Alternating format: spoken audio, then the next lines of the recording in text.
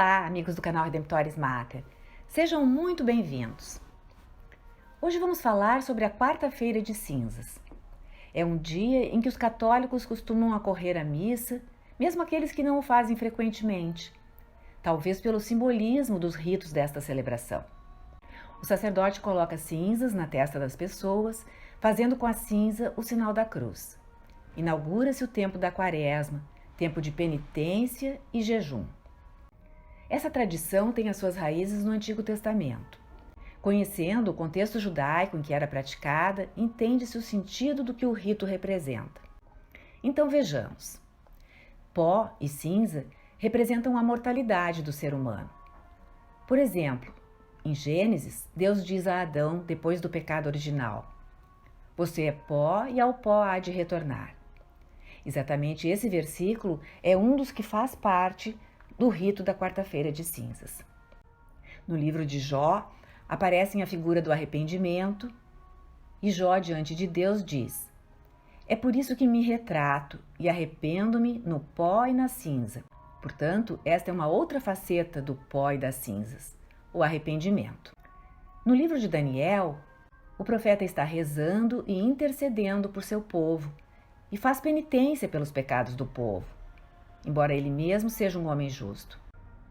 Ele faz penitência com jejum, vestindo-se de saco e cinzas, e diz: "Volvi-me para o Senhor Deus, a fim de dirigir-lhe uma oração de súplica, jejuando e me impondo o cilício e a cinza."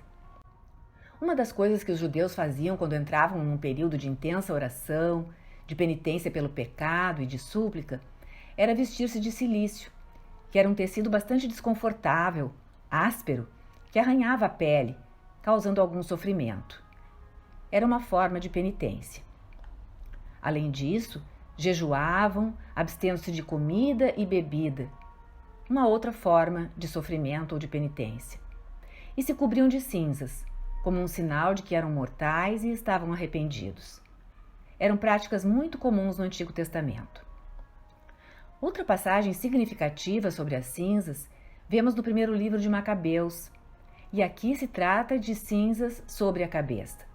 No capítulo 3, 44 e seguintes, disse assim: "Convocaram então toda a gente a fim de se prepararem para a luta, de rezarem, de implorarem piedade e misericórdia de Deus, porquanto Jerusalém estava desabitada e deserta. Os israelitas se ajuntaram, pois, defronte de Jerusalém, um lugar de oração. Jejuaram aquele dia, vestiram-se com sacos, cobriram a cabeça com cinza e rasgaram suas vestes." Na quarta-feira de cinzas, os sacerdotes colocam cinzas na fronte dos fiéis como um símbolo do arrependimento pelo pecado. Finalmente, no livro de Ester, no capítulo 14, quando o povo está para ser destruído por causa de um edito do rei, marido de Ester, antes de ir até o rei para interceder, ela entra num tempo de oração e jejum intensos, suplicando por seu povo, tirando todas as suas vestes de luxo e colocando vestes de angústia e aflição. E, em vez de perfumar a cabeça, cobre-a com cinzas, humilhando-se e rezando ao Deus de Israel. Ester era linda, normalmente se adornava com joias e vestidos feitos com tecidos preciosos. Nesta ocasião, ela se despoja de tudo isso, coloca roupas humildes e cobre a cabeça com cinzas, fazendo penitência. Assim, no século I, um judeu que via uma pessoa colocar cinzas na fronte sabia que ela estava reconhecendo ser mortal, como Adão, estava se arrependendo pelo pecado, como Jó, e intercedendo por outras pessoas, como Daniel e Ester. O próprio Jesus, como narra o Evangelho de Mateus, no capítulo 11, reconhece a prática de cobrir-se de cinzas como um sinal externo do arrependimento interior, referindo isto: "Ai de ti, Coroazim, ai de ti, Betsaida, porque se tivessem sido feitos em Tiro e Sidônia os milagres que foram feitos em vosso meio, há muito tempo elas teriam se arrependido sob o cilício e a cinza." Então, como podemos ver, quando a igreja marca a testa dos fiéis com cinzas, na quarta-feira em que começa a Quaresma, está fazendo uso deste sinal bíblico pelo qual os judeus lembravam que eram mortais, arrependiam-se dos seus pecados e intercediam por outros, unindo-se por um certo período em intensa prece, jejum e súplicas a Deus, aproximando-se de Deus e se afastando de muitos prazeres do mundo, particularmente comida e bebida, ou o prazer de uma aparência enfeitada. Ao lado desse simbolismo do rito da Quarta-feira de Cinzas estão as leituras propostas pela Igreja. A primeira leitura é do livro de Joel, capítulo 2, que fala ao povo de Israel. Por isso, agora ainda, oráculo do Senhor, voltai a mim de todo o vosso coração, com jejuns, lágrimas e gemidos de luto. Rasgai vossos corações e não vossas vestes. Voltai ao Senhor vosso Deus, porque Ele é bom e compassivo, longânime e indulgente, pronto a arrepender-se do castigo que inflige. Tocai a trombeta em Sião, publicai o jejum, convocai a assembleia, reuni o povo, chorem os sacerdotes e digam: tende piedade de vosso povo, Senhor. Joel está falando de um dia público de jejum, uma espécie de jejum oficial, em que os sacerdotes e profetas conclamavam todo o povo para, em comunhão, todos jejuarem, vestirem-se de saco e cobrirem a cabeça com cinzas, fazendo penitência pelos pecados pessoais de cada um e também clamando misericórdia sobre o povo pecador. E fica claro que a razão última para o jejum e para essa oração comunitária é a de que o povo retorne para Deus. O próprio Deus chama o povo para isso, dizendo: voltai a mim de todo o vosso coração, com jejuns, lágrimas e gemidos de luto. É também isto que a Igreja está fazendo na Quaresma, conclamando o povo de Deus a retornar para Ele, por meio das palavras de Joel, com choro e luto, num grande e solene dia de jejum. Através desse sinal exterior, a Igreja quer que seus filhos vivam a penitência interior, e o expressa através do versículo: rasgai vossos corações e não vossas vestes, que está no rito da liturgia da Quarta-feira de Cinzas. Também Deus, na passagem de Joel, ordena o sinal exterior, querendo que, junto com esse sinal, os israelitas rasguem os corações, abram os corações ao arrependimento por seus pecados, afastem-se deles e voltem ao seu Senhor, com todo o coração, toda a alma, toda a inteligência e toda a força, como for ordenado por Moisés. Para isso, é preciso que usemos nossos corpos de forma que nos ajudem a nos mantermos na direção de Deus.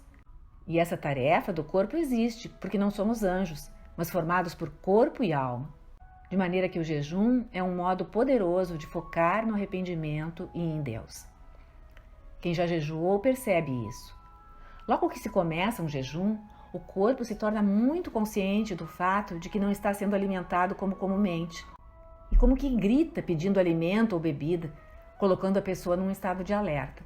Se ela sabe por que está jejuando, enquanto o corpo reclama, ela se dá conta de que está iniciando a Quaresma.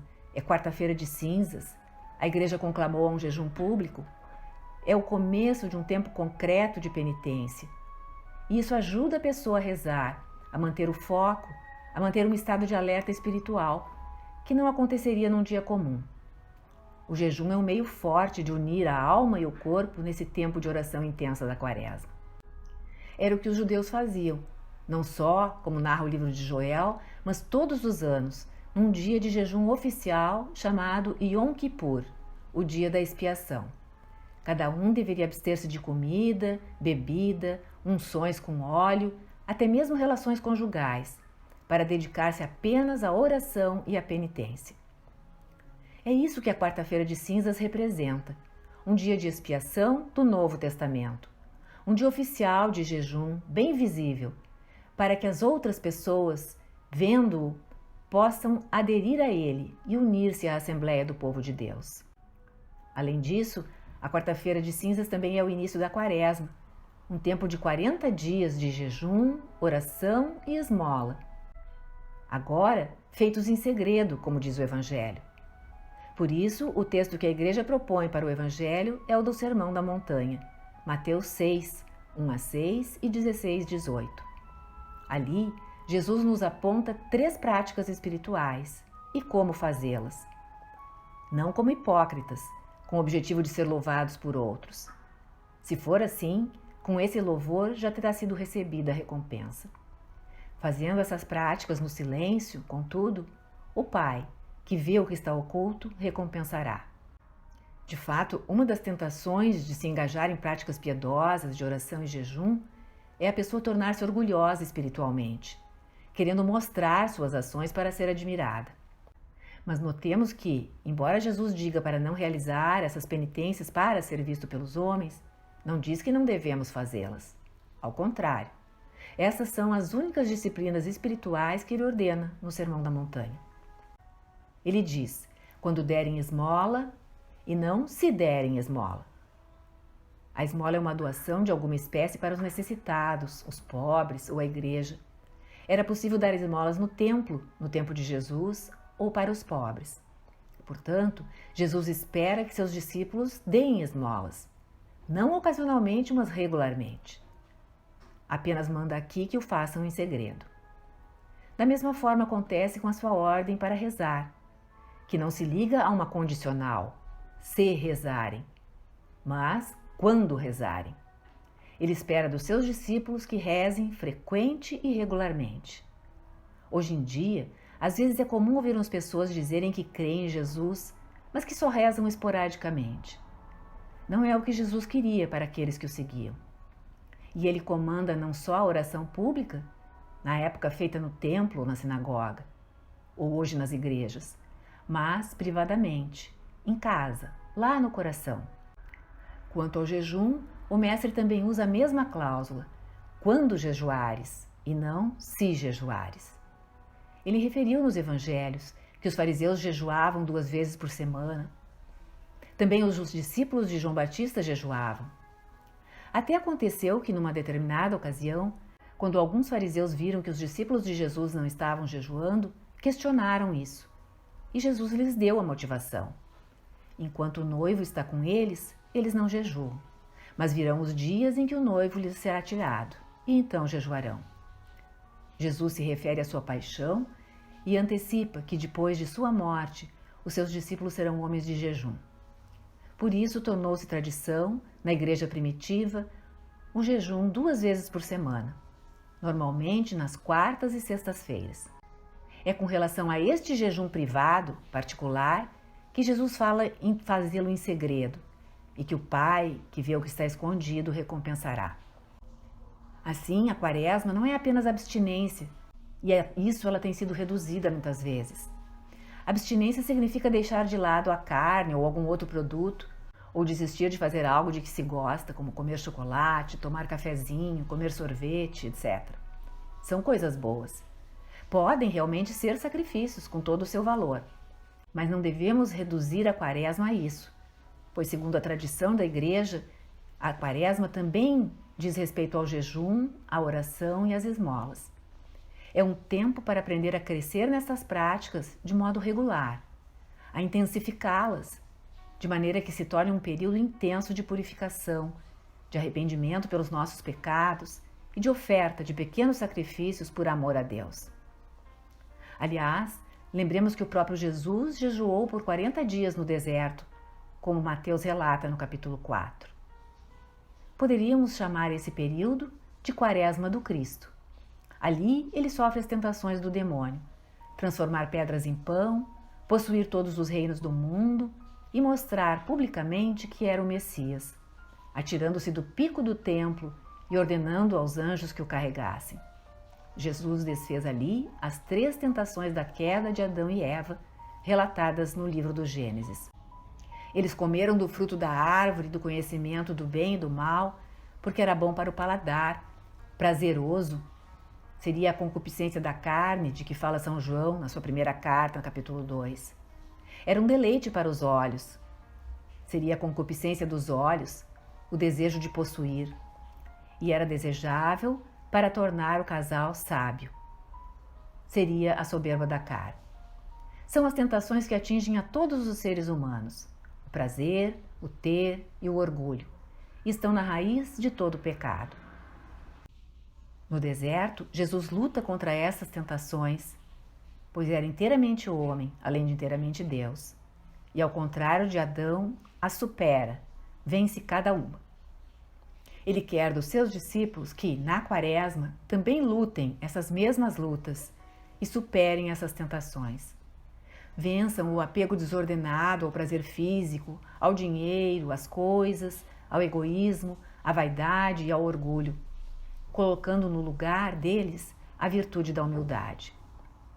Fica o convite a planejar a próxima Quaresma, planejar como poderemos rezar mais, jejuar mais, dar mais esmolas aos necessitados, para crescer em suplantar as concupiscências humanas da carne, dos olhos e da soberba.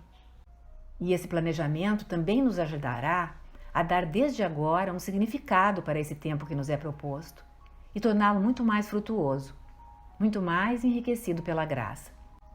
Por tudo isso, a segunda leitura da quarta-feira de cinzas é da segunda carta de Paulo aos Coríntios, capítulo 5, dizendo: em nome de Cristo vos rogamos, reconciliai-vos com Deus. Agora é o tempo favorável. Agora é o dia da salvação. Não esperemos para nos arrependermos depois. Se você está esperando anos para voltar para a igreja, agora é o tempo. Se você não se confessa há muito tempo, agora é o tempo. Hoje é o dia para nos reconciliarmos com Deus. Para então entrar no mistério de Jesus no deserto e combater nestes 40 dias com Ele ao nosso lado, com a sua graça, de maneira que possamos crescer em santidade, no amor de Deus. E o nosso Pai, que vê o que está oculto, também nos recompensará com o dom da vida eterna, assim como fez com Jesus, a quem ressuscitou. E nós estaremos celebrando no domingo de Páscoa. Obrigada por terem acompanhado esta postagem. Se gostaram, cliquem em seu like, inscrevam-se no canal e acionem o sininho para serem notificados de outras publicações.